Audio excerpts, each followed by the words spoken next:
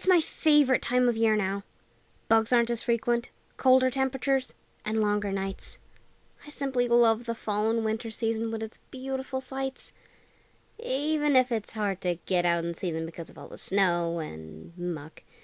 But despite all that, it's still my favorite time of year, and so I wanted to talk to you all about some of the things that I got up to during those celebrations that you go to this time of year. So we start off with this one year. I was dressed up as a gray wolf and was attending a Halloween party at this local church of mine.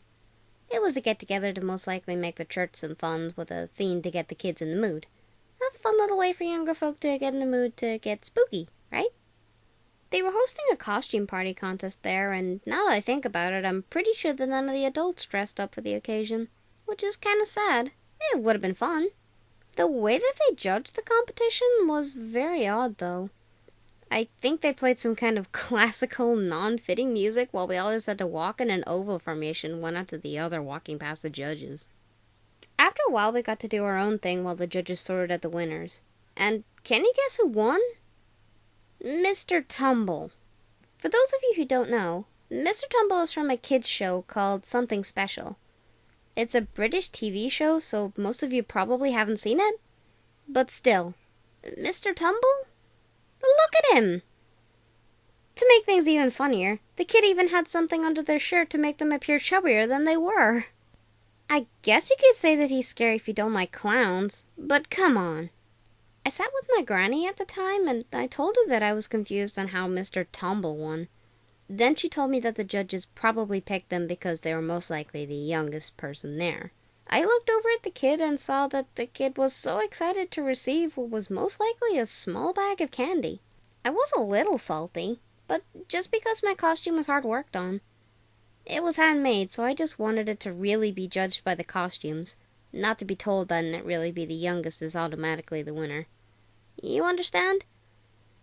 It's alright though. It was nice to see the kids so happy anyway, so I just enjoyed the rest of the party. There was another thing that happened at that same party that still kinda irks me to this day. So after the church party was over, we were allowed to go outside to watch a parade-type march that was going on past the church. We were given goodie bags, and in that bag we all got a thick glow stick, and I really wanted to get it to glow for the parade. So I tried to get it to snap, but I just couldn't. It was too short to get a good hold on either sides. But I had a plan. I was thinking that I just needed extra leverage with some kind of point or corner. Yes, my plan was to go to the side of the church building and press the middle of the glow stick against the outside corner to try to get it to snap. Now thinking back to it, me doing this successfully most likely would have ended in the glow stick bursting all over me. Do you know what that liquid in glow sticks is? I'm not sure exactly what it is, but I know it's not good for you to get it on you. That's why the substance mixture is contained. Now, I will admit that I used to, bite the small and thin glow sticks, but thankfully I was smart enough to feel that it burned my mouth, so I would stop when I broke it.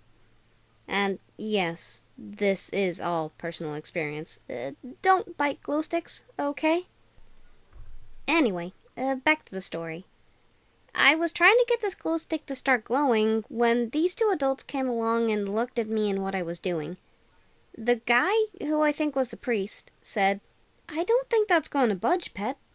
I was confused at first, but then I realized what was going through his head. He saw a kid leaning against the corner of the building, and because the glow stick was so short, it was covered by my hands. He thought I was trying to push the whole church. I watched the two of them walk off, the lady chuckling on the way past. And when I realized what was going on, I was embarrassed and went off back to my granny. I'm pretty sure she was able to get the glow stick to snap normally. Still the worst glow stick I've ever owned, I must say. I also remember this other year where I wore the same outfit, but it was altered with spots. So I was no longer a wolf, but a snow leopard. It was slightly rushed and the spots were put on the day that I was going out. I went to go see some friends so we could hang out for Halloween, and we all went around to the side of the house where there was this big tarmac area, and my friends decided to have some fun. what they did was run on ahead into the dark. Now, for some reason, their eyes were already adjusted to the dark, and mine weren't. I made the mistake of telling them this too. I could hear them running all around me, but I couldn't see them. And they were laughing as well. It was pretty freaky, but because of the time of year, I was enjoying the spooks, but at the same time also dreading everything. Then there's this one point where it all goes quiet. I call to my friends, but they don't respond. I had called to them beforehand, and they were teasing me by staying quiet, so I wasn't surprised to hear no response. Then I hear footsteps, walking slowly towards me. I focus and realize it's coming from right in front of me.